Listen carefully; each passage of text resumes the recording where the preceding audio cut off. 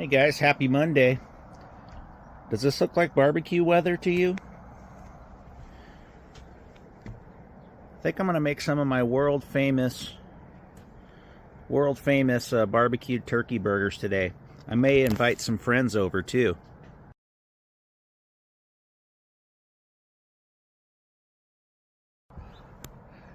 Oh yeah, it's going to be good. It's going to be a great barbecue. Nothing like hanging out with guys that know what they're doing on the barbecue. Enjoy today's video. Hey guys, just doing a little bit of housekeeping here on this Monday. I'm going to get the back of my truck cleaned out.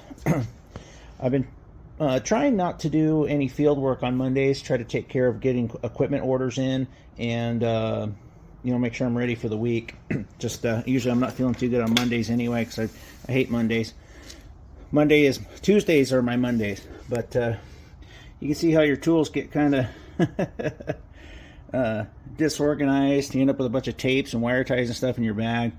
I have a little service bag. I'm going to transfer over just my service stuff too, so I don't have to keep lugging this thing around when I go do service calls, which is the smart thing to do. I just haven't had a chance to move all my tools over to my service bag. You see, I got miscellaneous, sawzall blades, all kinds of stuff. There's my little furnace switch deal there. If you have one of those, you know what I'm talking about. Just kind of get this stuff organized. The bottom of my bag always gets all messed up. And then also what I'm doing is I'm building my my little base cans for my manufactured home air handlers that I'm putting in, if I can speak. I'm doing a couple more Bosches. They're 19 5/8 by 21 1/2, so I just make these 20 by 18 in case I need to bring the electrical up through the bottom of the front of the air handler. And you guys have seen how I make these Pittsburghs before. I just make them with my brake, and you've seen it with my rubber mallet. I've showed you before. If you don't, just search it on my channel and you'll see how I make these. So if you just have a sheet metal brake, you guys can make professional fittings that I've shown you. So got all my pieces made up, bent up, cross broken, Pittsburghs made, my little 1/2-inch seam there for the sides. I'm going to bang this together. I'll show you what it looks like. I can show you. I haven't made the rails for the 3 sides yet. I'll show you how to do that. Alright guys, got her all banged together. It took about 5 minutes. But you can see, Pittsburgh with just a brake.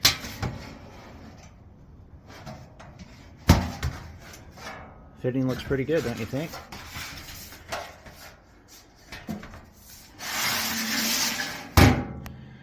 Now I got to make my 3 rails here. And I just make them simple. 1 inch, 1 inch, 1 inch, 3-inch strips.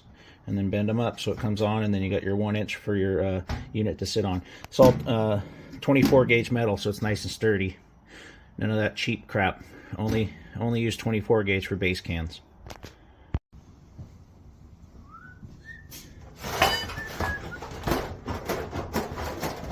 So I kind of screwed up.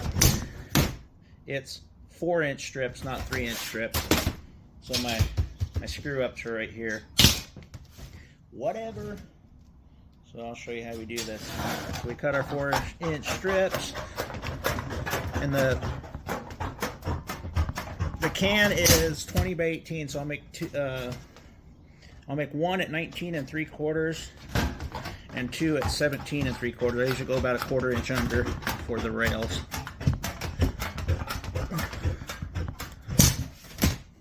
So there's my 4-inch strip by 19 3/4. So then what we're going to do is 1-inch scribe.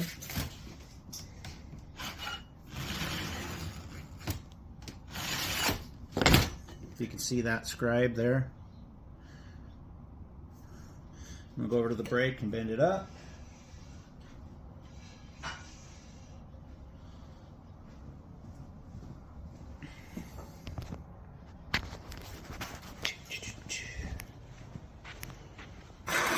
So you see my 1-inch there. It's kind of hard to see the scribe on the, but I'm going to put that in the brake like so. One there.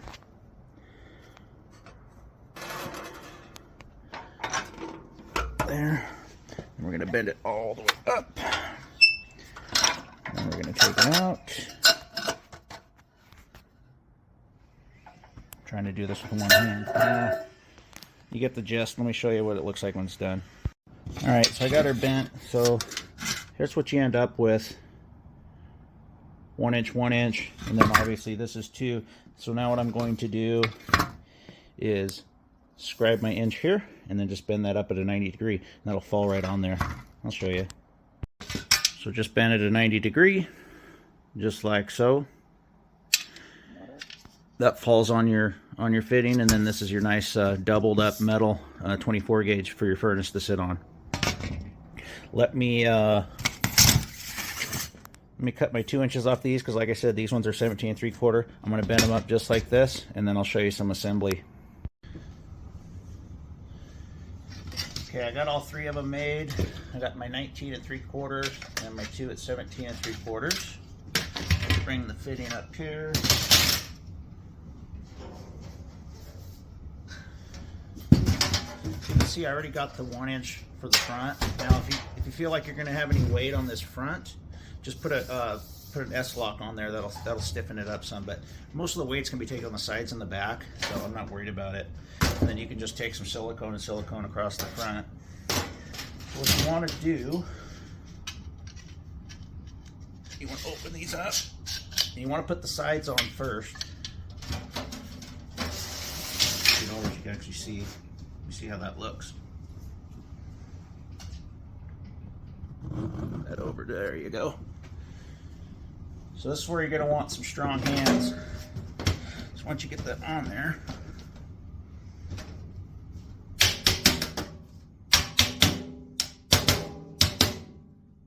grab our button punch.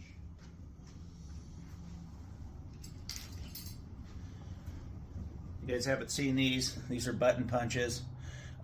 Just puts a little divot in the metal, locks everything together. When you're going 3 layers of 24 gauge, you better have strong hands. Luckily that I do from doing this for forever. And you just want to cinch it together in 3 spots, like that. This one will open up a little bit. This was your flathead screwdriver.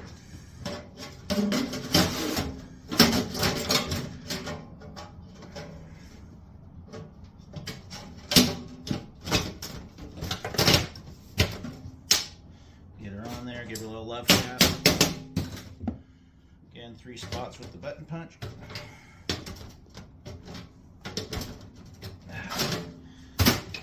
And the reason why you put the back on last is you want it to sit on top of these other 2 rails. Put it up a little bit. Like so. Around.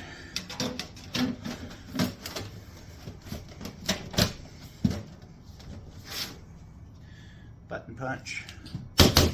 Tap so it's down. Try not to drop your phone. Damn it. What happened? What happened?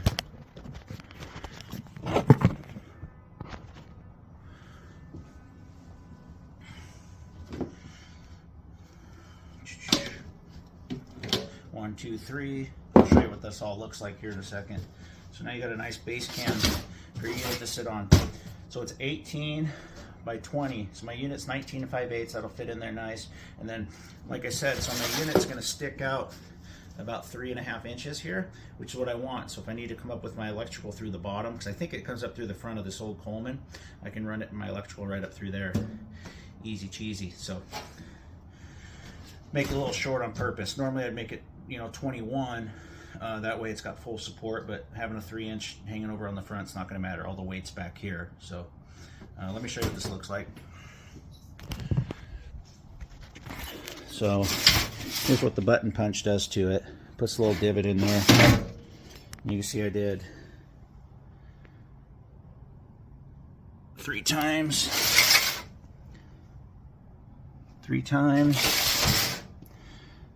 3 times. So the reason why I make these so that's a 1-inch in on manufactured homes is because the supply opening on a manufactured home is proprietary to that unit. They pretty much built the manufactured home around the unit. The new units are different. They don't match right up. So what I do is I'll lay this on the ground. Usually there's metal. If there's not, I'll piece in some metal, and then I just pookie, duct mastic the crap out of the bottom. You just screw it down to the floor here. 1-inch screws, 1/2 inch, whatever you want to do. So then your unit will sit, right there, and then my filter can goes on top of it. So that's how I do those. I do a lot of manufactured homes. We have a lot around here, so I got it down to a science. If you guys want to learn more about how to do these change outs on a manufactured home, I will be out there tomorrow. So thanks for watching, guys.